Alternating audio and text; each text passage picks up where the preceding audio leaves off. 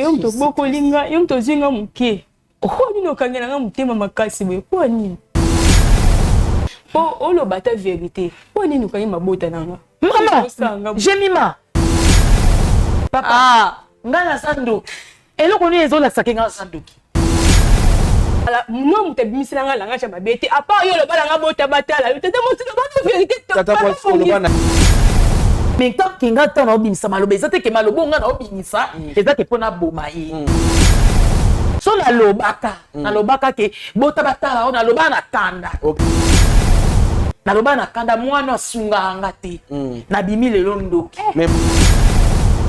bo def sanga $700 nazo anda nde naza aba osambusanga makasi sika na vandi telefone obi na kwa ebenga na telefone o tata mwasi mobile nanga lebi aza na mbongo te ngabi tata na nga nemi tata musute ka yo nemi tata musute tata mwasi na ngai pona motema na bota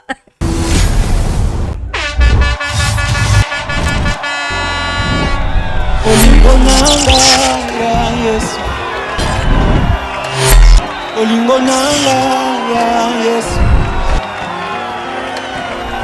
ebesika yosimbaka kobongola lisolo ya mwana moto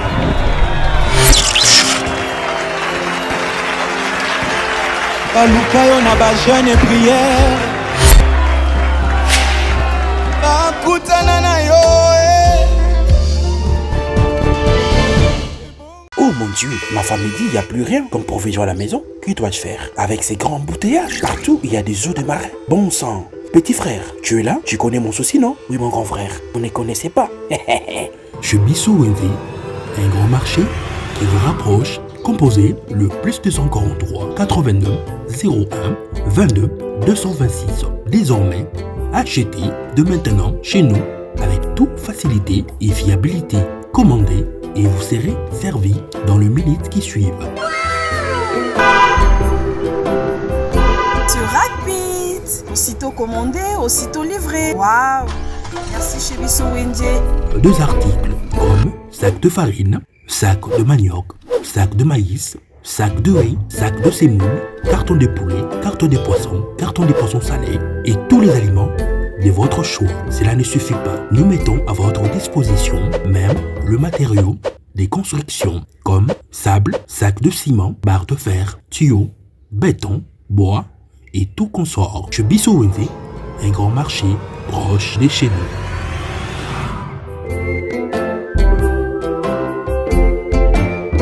Bolingo eleki nyonso tosala juste ya bolingo pona ba orphelin na yango orphelinat Bravo Jésus a organisé bongo liesa orphelin na $20.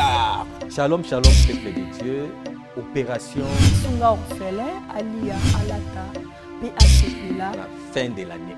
Ndeko nyonso to ya motema malamu oyo apesa motema na ye na œuvre ya kokanisa bana bitike isike bazeli pe ba vieillard ngonga yango yo ebeti kola liloba nzambe ezotalisa biso na mukanda ya Jacques chapitre 1er verset 27 et le religion pure sans tache devant notre Père Dieu tout-puissant eza ko consister kozwa soin ya ba orphelin ainsi que ba veuve. Équipe ya Bravo Jésus et kosala ba descente na plus de 10 orphelinats pour na koliesa ba orphelin. Okoki kosala juste ya bolingo na ba plateforme na biso ya paiement mobile neti Orange Money, M-Pesa, Airtel Money, PayPal. Tozwami bongo na commune ya Matete, quartier Viaza, numéro 27A. Pour tout contact, plus 243 89 18 89 886. Nzambe alola akozanga te kopambola yo pona motema malamu wana pesa o.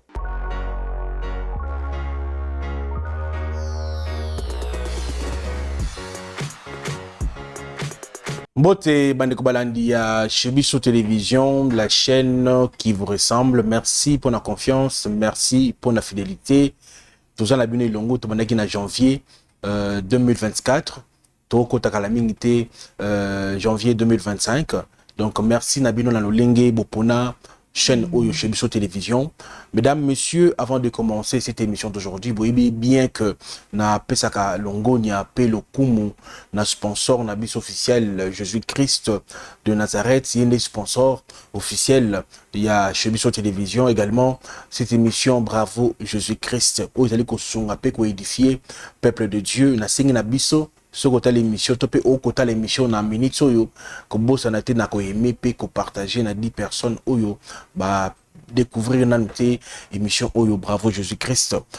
Je tiens aussi à remercier bandeko nyonso oyo ba ko soutenir na biso na musala auto kusala nzambe ya pambola bino. Merci na bandeko nyonso oyo ba ko soutenir pona orphelinat Bravo Jésus-Christ et que ne liboso pe bana bazala kolia pe ya komela nzambe alola pambola yo na yango. Je signale que ce 25 dans 2 jours ici, donc après-demain, donc vous allez bon on a fait mon néné na orphelinat na biso Bravo Jésus-Christ. Tu as invité ba orphelin nyonso ba ya kolia pe to sepela ensemble et tu penser pe na ba maman veuve na mo quelques maman puta et puis ya kolia.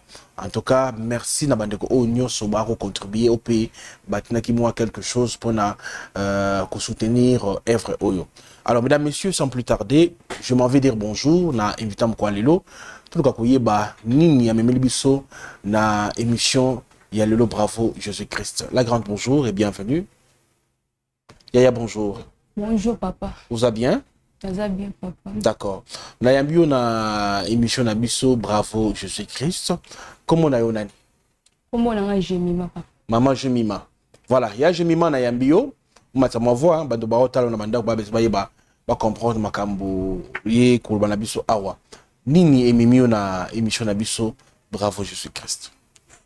Papa, makambo ememinga awa. Eza que naza na uti ko bala kala mingi te, naza pas marié. Et une année à bientôt déjà awa. Papa banda na bala. Tata mwasi na ngai enda bokoli ngai. Azinga muke papa na nga kufa, atikanga na maboko na ye. Na bali na maboko ya tata mwasi na ngai. Papa banda na bala. Mabote ezo ya te. Mobali na nga asimba lisu mbongo te. Nyonso wana eza cause ya tata mwasi na ngai.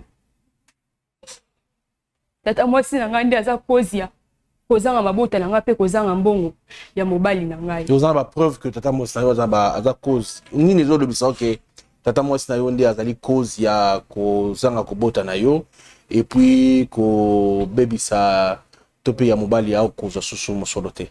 Nini zo lobisa o bongo? Oui papa. Apesanga nzeta fufu moko na ya nango na libala. OK.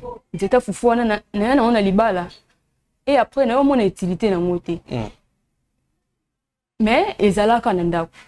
Et après ya yesu koya asenga biso to def $700 a zwanda ko futela. Tebi se toza na mbongo mais mbongo wana tozo salela ngo. Après wana ka papa lo balanga yo bota batala yo.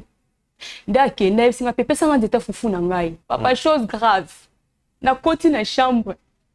Na cuisine na luki partout on a nzete wana ne esika na tia te papa na luki. Na tika ko mona nzeta fufu wana te papa. Tango ya pesa ki nzeta fufu wana ayepesa ki on nzeta fufu lambela kanango. To izana musala mususu nzeta fufu to dia fufu sana. Aloba na ngaka ke na nzeta fufu on a libala yango ekosunga yo. Et comme si nazaki trop beau mwana. Na comprenant que l'autre côté na comprenant que l'autre. Olambela nzeta fufu yango. Oui, na lambela ngo pe déjà na salela yango pe déjà. Salela ngo pe na ndako. Papa na salela yango. Siko tango okena ndako luka nzeta fufu yango omoni yango lisusu te. Na moni yango lisusu te. Et pona yo ekei wapi? Mobali na yo abwaka ki to yo muto bwaka ki sana. Abwaki te papa, mobali na nga contrôle ndako te nyonso si mama na maboko na ngai. OK. Siko yo tango nzeta fufu ezalaki te. Après ayebisa kioni. Ayebisi nga kaka pesa nga nzeta fufu na nga nebisi na luki yango partout tant mais na moni yango te. Alobi na nga yo lokolo négliger na eloko na ngai ona pesa ki yo bota batala yo.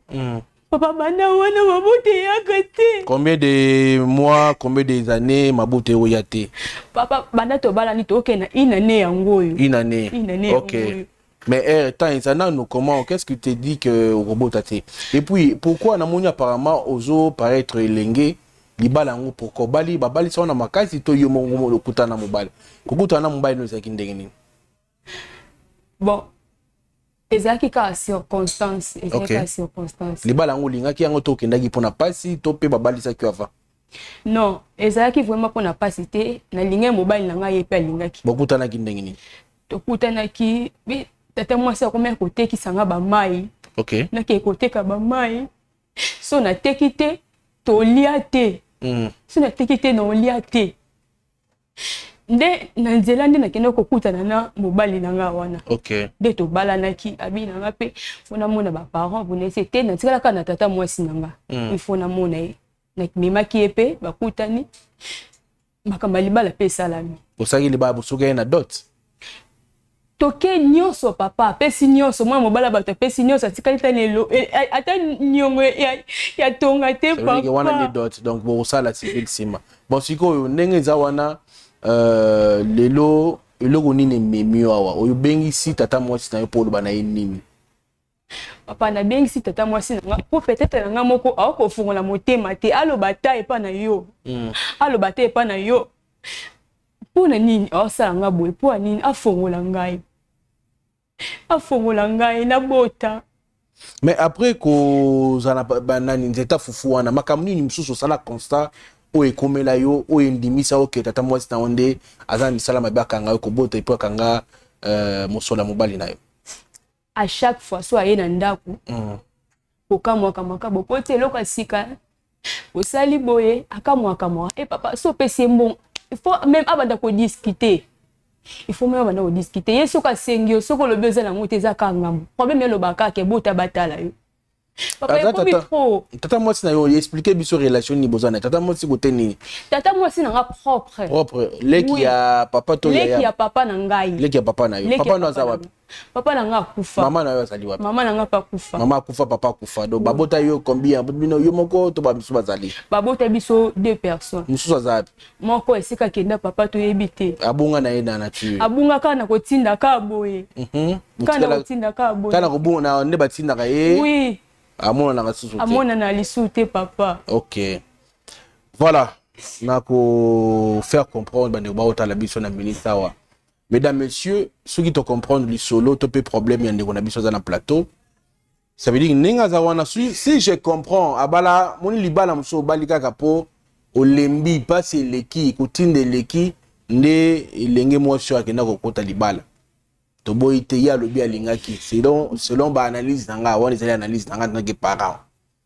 akei kokota libala tango akoti libala mokolo akendaki libala tata mwasi na ye parce que ye mutaboko lié azwa apesa ndeta fufu ndi akena nango ndakwa libala ndeta fufu wana utilité nango ngana bino to yebite na ye moko pe ndete fufu bapesa ye ayebaka te eza ya nini ye azwa pe ndeta fufu lokola tata mwasi apesi mama apesi nga ndeta fufu akena nango makambo ekomi na kati ya ndako libala tata mwasi aye kosenga bango une fois mongo balobi mbongo ezali te a créer trouble ayebisi ebota total ba mystère ebele akomi komona na ndaku et tout pour ne pas dire avant tout les gars émission alobaki bampe ya bandoto le ebele peut être devant la caméra boseni makambo susu ce qui fait mal bandeko ba bolingo toyeba ko batela bana toyeba ko encadrer parce que lelo baloba lelo lobi toyebi te oyo ekoma donc lo bateke no muto ko songeza ka mwana oyo boti donc mwana pe ya ndeko na yo pe ko songo ko leka na mwana mo wali bomo donc tous amita malamu s'il vous plaît donc to boko la bana nyonso lokola bana biso tous na ba partie prité to kabola teke o mwana ngai o mwana grand frère o non bana nyonso c'est bazala le lenge moko alors mesdames messieurs tokota la sport et puis tozonga tokota la sport ya chebiso wenze bien sûr bobenga na lombango bobenga mbango parce que chebiso wenze zaliona disponible pour na ko sala ba chaîne nyonso bozana bosenga ba pour na fête ya fin de l'année bobenga bosa ba chana bino ici que bravo Jésus orphelinat bravo Jésus zaliona pour na ko senga montonyo sur bonne foi ayeba ko kanisa bana oyo na ba fête alors total sport et puis on se retrouve pour la suite de cette émission on y va.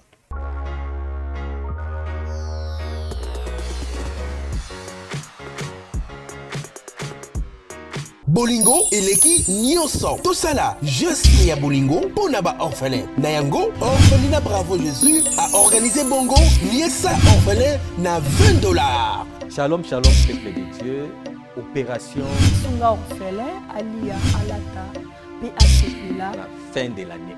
ndeko nyonso tu ya motema malamu oyo apesa motema na ye na evre ya kokanisa bana bitike ainsi ke bazeli mpe bavieillard ngonga yango oyo ebeti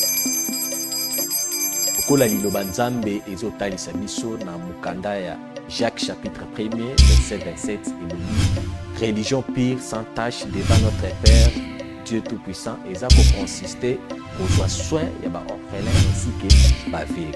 Équipe ya Bravo Jésus et Kosala ba descente na plus de 10 orphelinats pour na kolier ça ba orphelin. Okoki Kosala juste ya bolingo na ba plateforme na biso ya paiement mobile neti Orange Money, M-Pesa, Airtel Money, PayPal. Tozwami bongo na commune ya Matete, quartier Viaza, numéro 27A. Pour tout contact, plus 243 89 18 89 886. Nzambe alola akozanga te kopambola yo pona motema malamu wana pesa yo. Olingo nanga ya Yesu, olingo nanga ya Yesu, ebesika yosimbaka kobongola lisolo ya mwana mutu.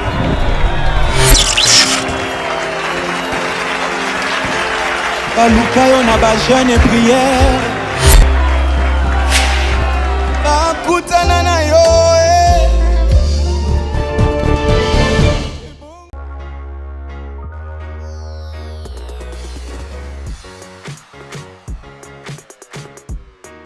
Voilà, de retour, mesdames, messieurs, sur ces plateaux. Moi, je vous félicite parce que vous êtes toujours au rendez-vous pour la émission Le Bravo Jésus-Christ. Dans le Abisso, faut s'abonner et puis tout partager, tout liker l'émission Oyo.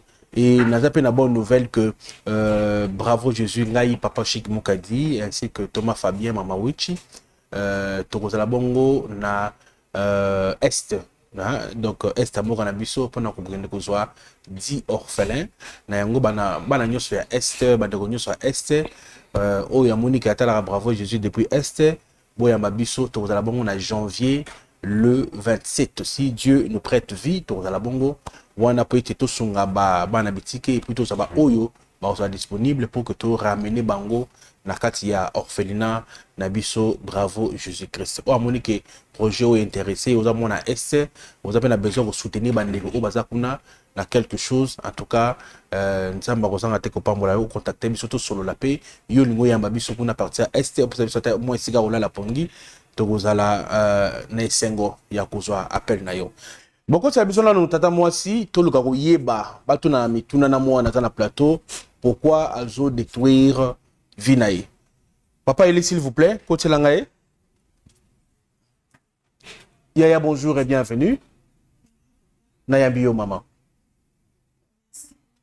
Ozali na Chibiso Télévision, Toyambio na plateau na Bisozo et Sikovana. Ah. Comment vas-tu, maman? Zano à l'aise. Te pona kamwe. Bobinga na ozo bakadu siku na série trouvé andeni. Mais où est ma caméra? Tu n'as comme tu n'as ni ndeni. J'ai ma. Vanda tati. Oh. Vanda tati. Ça me a un problème. Vanda na s'il vous plaît. Ah papa. Toko yeba mwengi toko solo la malembe. Oh. Papa problème est ça? Tes problèmes. Ça me dérange. Et bien. J'ai mis ma moi nanga. Moi na yo. Oui. Eh Jésus. Bien, maman, comment on a s'il vous plaît? Comment on a un bibiche? Maman bibiche, hein? Oui. Na yabunga yi Chic Moukadi. Olobi moi na yo. Papa so problème est ça boye bisanga ko ponga ko kabrité. Azo lela siko bakado on a yo zonde yetonde. Bakado ezali. Yo kanon moi na yo makambo za. Est-ce que vous avez pas problème de balé? Nana problème na été. J'ai nana problème non. J'ai mis ma loba. Do yo num to bing singa awa. Nana problème non. Nana tata moi sina papa. Nasa tata moi sina e. Siko. Adi na omona to na chaîne, to na biso TV. Ba caméra liboso na j'ai mis ma. On se pas ça tu chata mo bima toni. Maman s'il vous plaît. Yes, on kiko s'il vous plaît. Il y a Jemima. Tu nous as dit des choses ici à propos de ta tante qui est tata moi sina yo azama makambo belé c'est voilà yo. est-ce que vous sur Natantina, s'il vous plaît? Oui. Tata moi aussi. Comme les bénisous à les engrais. Baby, naza orpheline oyebi, naza na papa te, naza na mama te. Natikala kana yo mto boko linga, yo mto zinga muke. Ko nino kangela nga mutema makasi we ko nini? Jema. Nzambe na ngai. O makamni o ko samusanga na kishaso toni. Tata mwasi. Milinge bima pa bate sika o moto ezate. Na moneto mususu esika biso mibale o lobate, o lobate. Yango peut-être na yaki awa. O lobata vérité. Po nini ko yima bota nanga? Maman, Jemima. Ma vérité ni dans le ban. Jemima kaina ndoki. Tata mwasi lobaka vérité. Nzamba lola. La biso lobaka vérité. Siko awa meminga wapi? Awa siko meminga wapi? Nzambe Jemima. Lelo bosa ninga tata mwasi no. Na nyoto na salela yo. Lelo ko na vérité lobaka ka. Yebise no ba no vérité. Okanga epona ni mama. Est-ce que okanga Papa. Ngana sando. Eloko ni ezola sakenga sandoki. Jemima. Eloko ni ezola sakenga sandoki. Ngana kanyo na boko liyo. Ti lelo bali. Tata mwasi bananga na bala mno mutebimisi nanga langa cha mabete apa yo le balanga bota batala tata mwasi le bana vérité tata mwasi le bana ye bota na tale poids c'était problème ezali ni polo Jala calme tata mwasi malobe ezali nini utaki wapi polo mwana we bota totala papa ya ncho modiri papa ezali c'est problème ezali nini toke pai tozonge pai ya za mwana nga c'est un problème pour ni to kokuta na famille te so ta benga nga ekuta na ndongo te abeng sanga na télévision boye ki chassa bo bibaba mona nga limbisa mama est-ce que Jemima limbisa aza mwana ngaye menga na samwe nini susu esali ke olobila mwana na yo ke bota totala mwana zo bota pourquoi ba langage ya modèle wana tata mwasi papa nanga to batu to bimisa maloba mais tant que nga tana obimisa maloba ezate ke maloba nga na obimisa ezate pona boma yi papa na bokoli mwana nga mutu na bokoli Jemima papa na ya kufasa ye grand frère nanga OK na bokola Jemima na sala nyonso na tangisa yi OK eloko ele kaka o nga sepela na ngoti parce que ya ozoloba ke akanga mika parce que nga loba na yeke bota totala yo ezaki utaki wapi bana na loba ka bongo pona ni OK likambo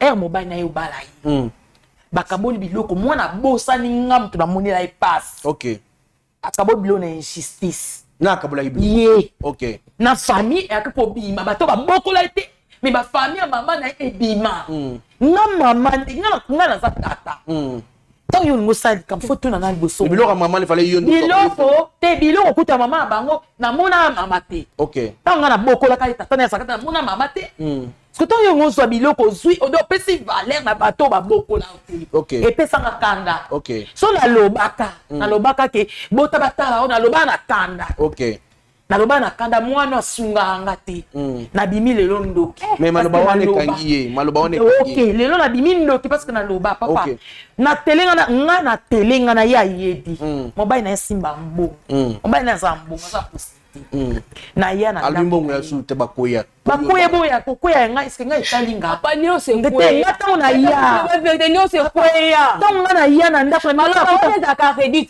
à chaque fois ya na ndako ni po ni ko fanga baka bota batalo tata makambo Jemima mais papa on makambo na za na bandi biboma Jemima osamusinga mwasi maloba makambo ise bele sikoyo eloko ni tata mosu apesa ki na ndako oyo esali ba problème na ndako OK apesa nga nzeta fufu kende nango nzete oyo yango ekosunga yo na comprendre tanti nzeta fufu na opesa ki zeki ya kwa omoni biso après kosenga ngoloba nyonso loba nzeta fufu elimo kata ngai zambe na ngai vina ngai nzeta fufu esali po ani papa opesa ka fufu nga na pesa ka nzeta fufu eza symbole biso to pesa ka tango mwasa ke libala wala bino na famille bino na pesa nzeta fufu nga bi o nzeta fufu esunga yo pona kolambela mobali fufu OK ya ono nga na pesa ki ngona ndenga papa oyeso ko botola ngo eloko oyo pesa mutu pe jo ngo ye ko zwa na lukia ngo ndako mobimba papa te Jemima na botola na nzeta obo yo mto botola yango nga na so nzete alobi elimwa elimo loba vérité non ko loba tango zwa ki ya yeba ikosita liba nteta fufa po ya lobe limo yo lobe ozwa ki ndenge ni oyaki na ndako kutaki ete nakutaki azolamba fufu na nzeta fufu mosusu. OK. Ngana namona comme c'était mon négligé parce que eza mambe belé oyo e bande osanga parce na oyena ndako ne liboso na ye nano c'était agema nazo terner naza bo garantie silinga mobile na yasa na mbongo so moi eza bo défisanga parce que na yeba ki place mon asenga mbongo faut ba pesa ka yebisa ke no zo des mois temps so ki moi eza luka place ba défisa na mona ke na ki defana ke pas généralement mobile na ye asa possibilité à changer mbongo na vie ngabite généralement bo défisanga $700 nazo andako nde naza aba osambusanga makasi sika na vandi so moi kozala na bimisa biloko na ngana kende na luka place mona vanda so bino bopesa ngana sani na zwanda jema ebisanga sava tata mosa na soara mbaina ayo bien ngana telefone bi na kwa bien ngana telefone o tata mosi mobile na ngala biasa na mbongo te ngabi pona nini mikoni so mwana ngana boko na moni pass banda ko longwa mwana na maboko na ngai akeya komozo bomengo makamebele ako rezo ngata na likambo moko te ata so baliki na sama be ngana otelinga na libanda me mwana mobile na sa possibilité azozanga kopesa ko défisa na ba tike bakabila tata mwasi shonga na kuta kinze ta fufu na mwana ke lo pa défisa ya lamba o ngana pesa ke pa lamba ka eza kwa so mona makambo ezo kanga problème ezali tata mwasi na kinze ta fufu na ngai ya ozaki yango na swaka ngam na swaka ozaki yango ndenge na kwa na ngoli sundeni voilà siko neni yo tsheka pangi ko pesa ndita fufu mama nayaka mpona tala nakiko tala kolelela ngatenga na mona na ndoki na otei naza na ndoki papa problème eza moni to ke opesi mutu eloko même ngande na anga so mutu apesi eloko na ta mutu asenga eloko na kabate parce que eza souvenir mutu apesi eza cadeau nga na ye o négliger eloko nga na pesa yo. Allez, au préféré, pour ça, il a eloko mususu le miso na yebi pe sike uta. Papa yebi neni c'était na ngafu. Parce qu'on a tout na kaye na tala.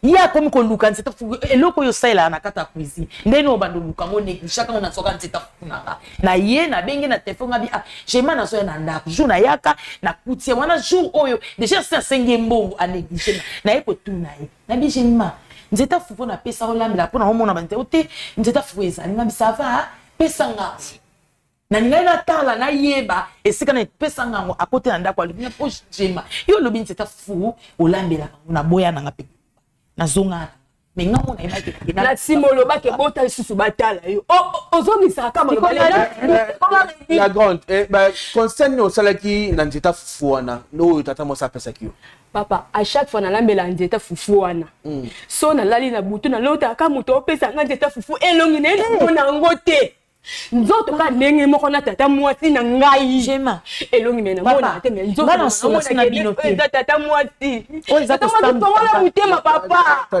wala mutema est-ce que maloba o loba ko mwezo reconnaître papa na loba ki oko retirer na bande ko loba ngo papa ko awa ngala tuni nano tia meminga epa nani yo za nani kasi po bino bo vandi sanga famille nga yebe eloko te OK toza eloko te to sura poto bongisa nzambe to ye to sengi o retirer maloba o loba ki pa ya so ko sala ko libérer mwana o biom to boko lai papa bakoko ko memanga ate so jema mona ke na problème na frakuta ngana ndako OK il fallait vendre sanga ta na famille awa pe sika ba yo vendre sanga na oyeba te ba benginga ba bi ozo cadeau ya ba fête ba nini mais na ye mais jema essayer loti pasonio songa amona pona yo lelo ntimo la sanki chapa mo bibaba mona ngenga ngai nini landoki c'est dans mon sillon ndako na ngato ye ndenga na lamba oya ndako na te ko me ko dola te puta trop poni to sanga mo poni to puta nga mo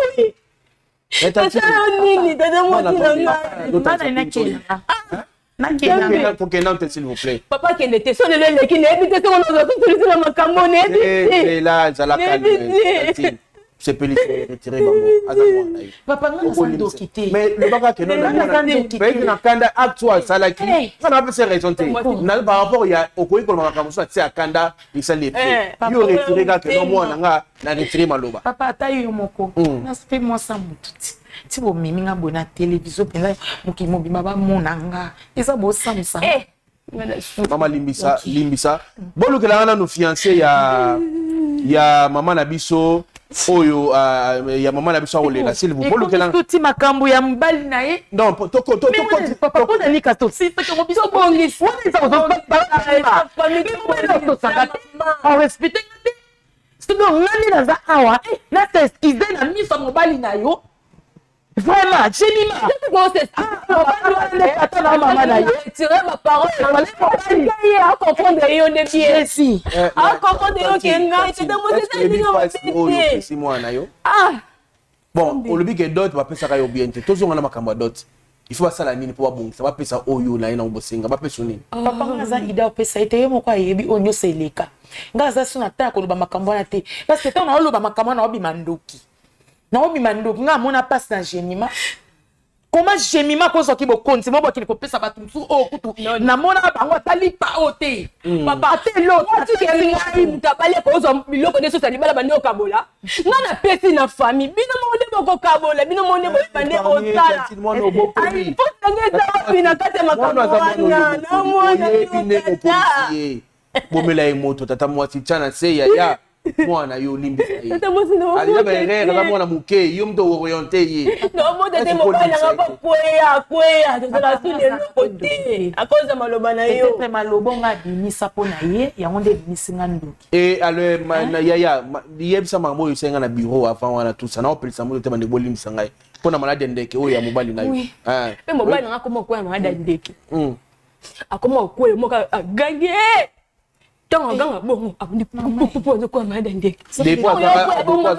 dépend de ta fufu dépend de ta fufu tant ya ko ya bon ngapi na olota mabe ka de ta fufu bon tantine na makamunyo soyo au moins te ko pesa de ta fufu na ndako ke ba problème papa nzeta na mona ne biso ko na mona te ke mona ke libala ba pese nzungu ba pese fufu saka fufu ba pese nyama ngasi ko nzeta funga pesa ndeko ebele na ba nzeta fufu pamba pona nini nzeta fufu la ke la basala kana ngopete mama na ofunda uti na pesa exemple papa wana ozopesa moto na ya solo pesi moto na pesa exemple limisanga solo mabe mais pourquoi quand nzeta fufu pour ngopesa pe mamblom obisa quand nzeta fufu pona nini satini bon bilo alibala o izo manke il faut ya ba accident ni mobile na ye apesa pour que bakede ba fu eza nini on essaie les kana on azanga peso na tina elote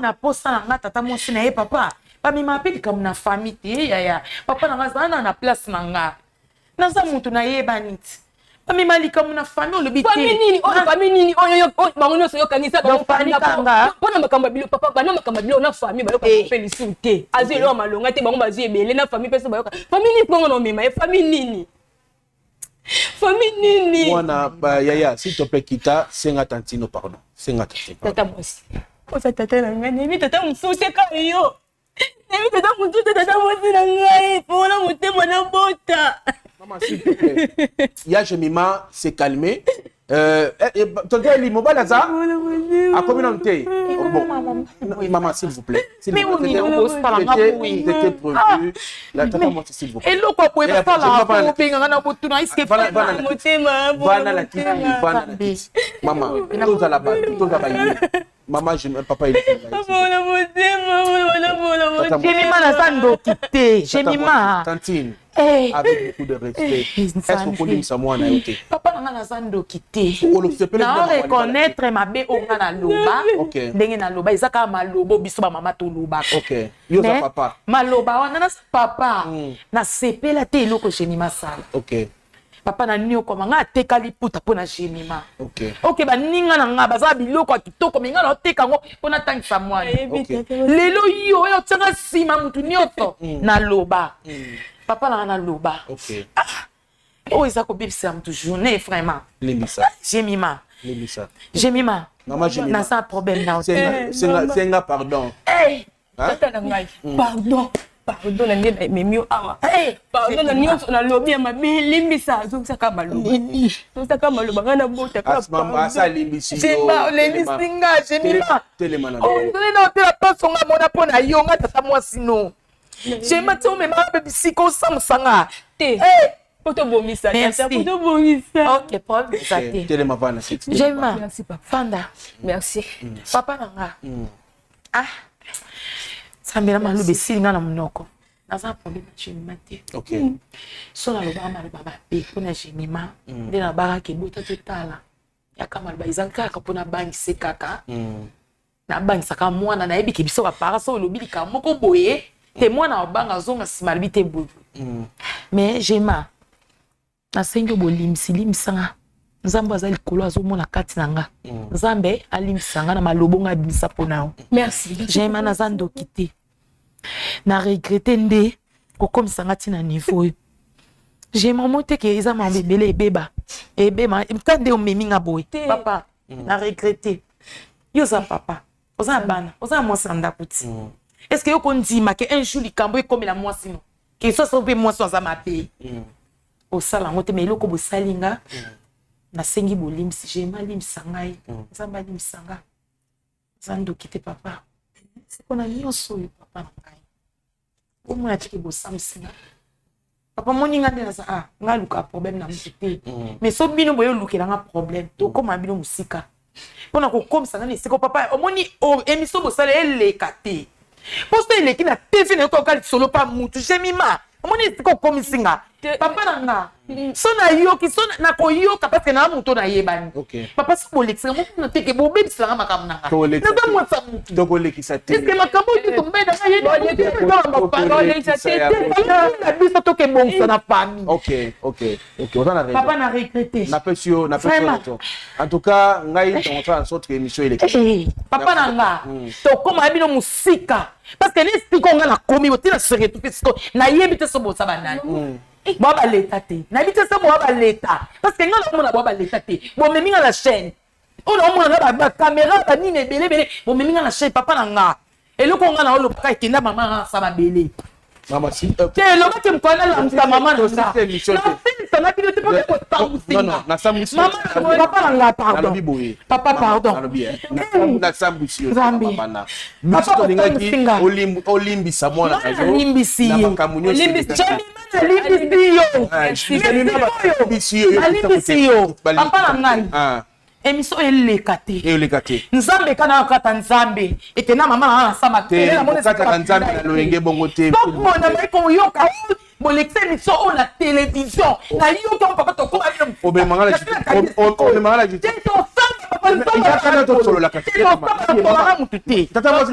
mutu te pa oyo eza kokosambusa mutu elongwele mikro na nga elongwele mikro na nga yaya s'il te plaît c'est calmé non kitsa motema yo vanda kitsa motema et osala eloko moko te osala eloko moko te.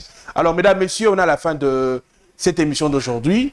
Na profité to pesa ndeko conseil soki Seigneur Jésus a été tokutana pour na émission sika. Je profite pour annoncer que na janvier tozala bongo na est pour na bana ba orphelin ba tokende ko nza ba china mitema to gozwa 10 orphelin na est pour ba na orphelinat Bravo Jésus Christ.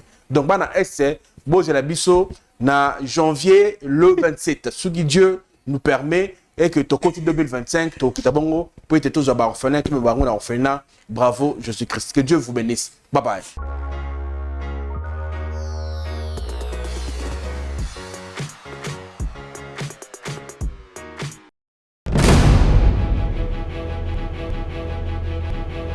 Shalom, shalom peuple de Dieu. Kolo apambola bino. Nzamba zongisela bino ya mingi lisusu. Toza koya toujours pour na kosenga bino merci na bandeko nyonso to baza kozwa te ko soutenir biso. Na kati na orphelinat na biso. Lola e bosa na bino te.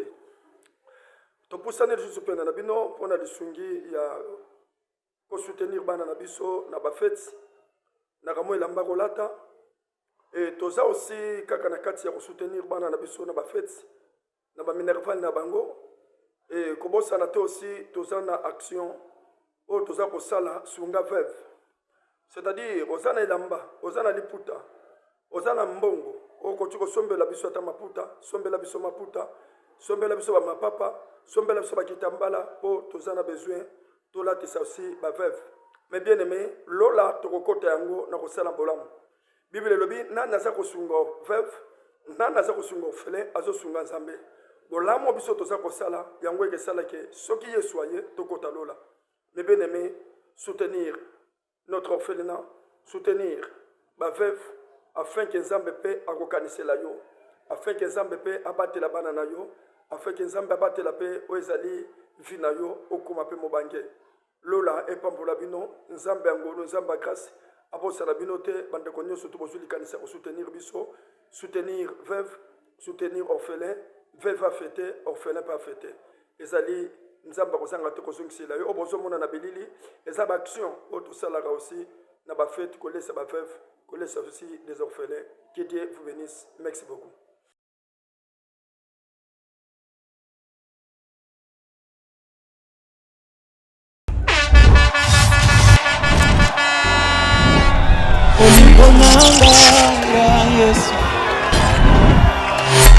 Olingo nanga ya Yesu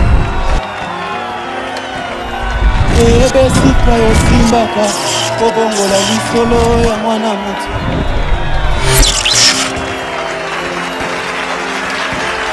baluka yo na bajeune priere